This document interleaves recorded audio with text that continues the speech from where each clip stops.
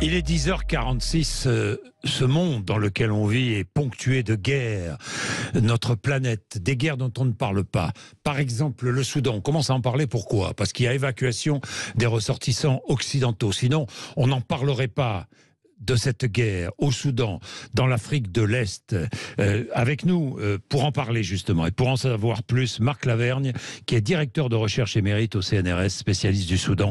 Marc Lavergne, bonjour. Bonjour. Merci d'être avec nous. Essayons de comprendre, faites-nous comprendre, parce que nous nous intéressons peu, évidemment. Nous intéressons beaucoup à l'Ukraine, nous nous intéressons beaucoup à ce qui pourrait se passer à Taïwan et ailleurs sur la planète, mais le Soudan, non, le Soudan...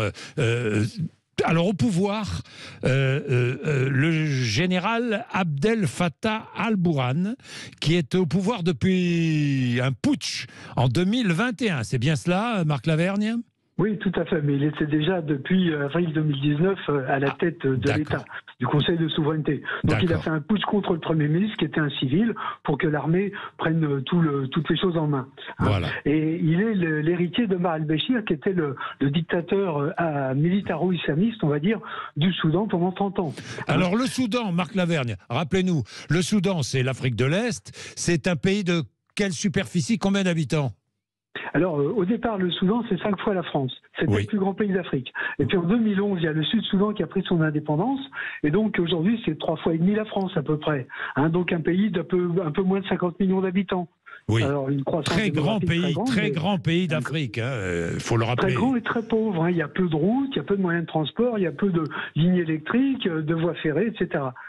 Donc, au pouvoir, ce général qui affronte son ancien adjoint devenu rival, un autre général, le général Mohamed Hamdan Daglo. Oui, exactement, qu'on appelle depuis qu'il est petit Hemeti, pour faire court. Mais c'était son numéro 2, mais c'est pas un général, c'est un mercenaire. C'est un supplétif de l'armée au Darfour. Il n'est pas originaire de la capitale, de la vallée du Nil. Il est originaire de très loin de là, à près de 1000 km ou plus. Et donc, il a recruté des gamins dans les camps de réfugiés, etc., tout ça, qui n'avaient pas de travail. Soit ils partent en France, ils essaient de traverser le désert et la Méditerranée, soit ils s'embauchent comme mercenaires. Donc, c'est un mercenaire. Et finalement, on a 2 crocodiles qui se battent dans le même marigot pour prendre quoi ? Les richesses du pays. Alors, quelles sont les richesses du Soudan ? Justement, alors au départ, c'était le pétrole, mais le pétrole, il est resté pour la plupart au Sud-Soudan, donc ils n'ont plus grand-chose là-dessus. Mais c'est l'or. L'or, il y a de l'or partout. C'est l'armée vers l'or dans tous les déserts. Tout le monde quitte son travail pour aller chercher de l'or. Et c'est les mercenaires, les fameux, les gens de Mohamed Hamdan Dagalo, qui contrôlent ça. Donc ils empochent l'or et ils l'envoient brut à Dubaï. Et puis à Dubaï, il est raffiné. Puis après, il est expédié en Suisse ou ailleurs. Donc c'est vraiment la fortune du pays pour l'instant. Voilà, c'est-à-dire que ces 2 militaires, l'un général, l'autre mercenaire, mais qui se proclame général, faux général, quoi. Enfin bon, peu importe. Il n'a jamais fait l'école militaire, il n'a pas de grade officiel. Oui.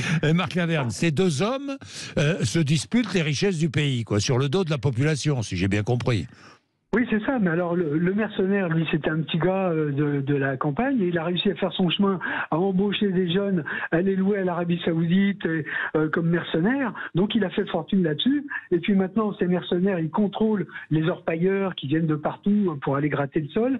Et donc, il a une fortune plus importante que celle de l'armée. Et il veut garder ça. Et maintenant, il veut prendre le pouvoir. La question, c'était l'intégration des mercenaires dans l'armée. Alors, il a dit d'accord, mais c'est moi le chef. Et le général al-Burhan, chef de l'État, a dit il n'en est pas question. Au contraire, lui, son idée, c'était de digérer ces mercenaires qu'il a du mal à contrôler maintenant et récupérer l'or. Récupérer lui aussi pour l'armée la richesse du pays. Alors l'or, qui cherche l'or? C'est la population dans des conditions, j'imagine, effroyables. Oui, c'est un peu partout. C'est des gens qui quittent leur métier, même des gens qui sont dans des bureaux ou qui ont des métiers, ils laissent tomber pour aller gratter la terre et tenter leur chance. Mais ils sont contrôlés. Bon, ça crée une pollution terrible avec tout ce qu'on met comme mercure dans la terre, etc. Mais surtout, ils doivent payer. Ils peuvent pas, eux, sortir leur or avec dans la poche et puis partir avec. Il faut qu'ils le livrent à Hemeti, à Mohamed Hamdan Dagalo, encore une fois, qui lui a son armée privée, si vous voulez, et c'est lui qui empoche ça sans que ça passe par la Banque centrale. centrale du Soudan. Le Soudan ne touche rien là-dedans, donc c'est un pays toujours aussi misérable, alors que les chefs, eux, vivent bien. Je dirais, l'armée, elle prend 80% du budget de l'État, hein, déjà. Oui. Parce que pendant 20 ans, elle s'est battue au Sud-Soudan, donc à l'époque, tous les sacrifices étaient justifiés pour maintenir l'unité du pays. Maintenant, le Sud-Soudan est indépendant, donc il n'y a plus de justification, mais ils continuent à vouloir garder leur train de vie. Et le Sud-Soudan, comment ça se passe là-bas? Pareil. C'est l'éclatement du pays en deux qui n'a résolu aucun problème, puisque au Sud-Soudan, c'est des guerres tribales effroyables dont personne ne parle. Et là, c'est des centaines de milliers de victimes qui meurent dans l'indifférence générale entre des seigneurs de la guerre qui se partagent aussi les puits de pétrole et puis toutes les ressources qu'ils peuvent dans ce pays qui est finalement assez fertile et assez riche. Parce que le comble, c'est que le Soudan, qu'il soit Soudan ou Sud-Soudan, le Soudan est riche. Ah ben tout à fait, c'est le plus grand pays d'Afrique, mais il a un potentiel énorme. Il a le Nil qui passe là, donc toutes les terres à côté sont récupérées par des Saoudiens, des Émiriens, des Qatariens qui achètent, qui chassent les paysans et puis qui récupèrent des centaines de milliers d'hectares pour cultiver de la luzerne, des choses comme ça, qu'ils expédient après dans les pays du Golfe. Hein. Donc il y a cette richesse agricole, il y a des troupeaux immenses, hein, c'est un pays d'éleveurs de vaches, d'éleveurs de chameaux, et tout ça c'est de la bonne viande naturelle, hein, donc qui est aussi très appréciée dans les pays du Golfe, qui sont en face et qui sont très riches. Un pays pillé à la fois de l'intérieur et de l'extérieur. Voilà, et tout ça dans l'indifférence un peu générale. Oui. Donc c'est un pays qui va de crise en crise depuis maintenant, moi je connais ce pays depuis 40 ans, même plus. Oui. Je n'ai vu que des coups d'État, que des guerres civiles. J'ai participé pour l'ONU à des règlements, à des processus de paix, à des cessez-le-feu, mais tout ça repart toujours parce que les problèmes de fond sont pas résolus. Évidemment. Marc Lavergne, les Occidentaux sont aujourd'hui obligés de fuir dans des conditions difficiles. D'ailleurs, c'est la raison pour laquelle nous parlons vraiment du Soudan, hein, parce que malheureusement, c'est toujours comme ça. Il y a beaucoup d'Occidentaux au Soudan.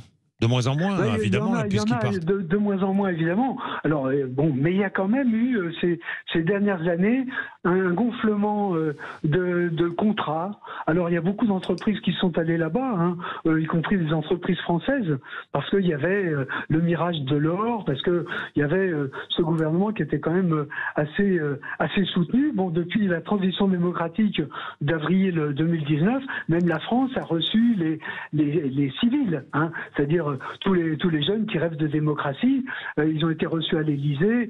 On a la Banque mondiale a décaissé de l'argent, le FMI aussi, tout ça pour essayer de sortir le Soudan, lui sortir la tête de l'eau, et tout ça a attiré beaucoup d'entreprises. Mais maintenant, les gens sont coincés là-bas et ils veulent repartir. Marc Lavergne, évidemment, ça va encourager encore un peu plus les Soudanais à fuir leur pays et à migrer. Oui, mais c'est pas simple de migrer. Les jeunes du Darfour, ils partent depuis longtemps, puisque le Darfour a été mis à feu et à sang il y a 20 ans. Donc les enfants, maintenant, qui ont grandi dans les camps, ils n'ont pas d'avenir. Ils partent dans les pays voisins, mais il n'y a pas grand-chose non plus. Donc l'idée, c'est de partir vers l'Europe. Hein. Oui, bien sûr. Maintenant, moi, j'ai connu une époque où il y avait 10 Soudanais dans toute la France. Maintenant, je fais des formations dans des villes de province. Il y a des Soudanais partout en France, des jeunes qui sont valables, qui sont éduqués, etc., mais qui n'ont aucun avenir dans leur pays. Bien sûr, bien sûr. Marc Lavergne, merci, hein, passionnant. Passionnant, merci de nous faire partager votre savoir sur l'antenne de Sud Radio.